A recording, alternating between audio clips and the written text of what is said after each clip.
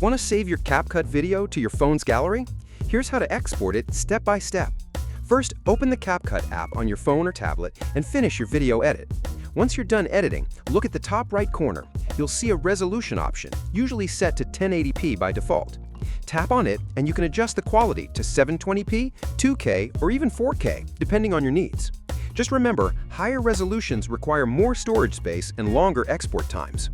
You can also toggle other options here, like frame rate or HDR, depending on your device. After setting everything, tap the export icon in the top right corner. CapCut will now render your video.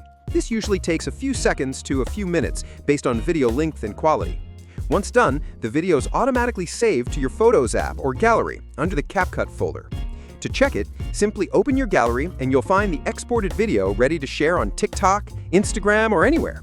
And that's how to export a video from CapCut Mobile to your phone's gallery. Like and follow for more CapCut tutorials that save you time.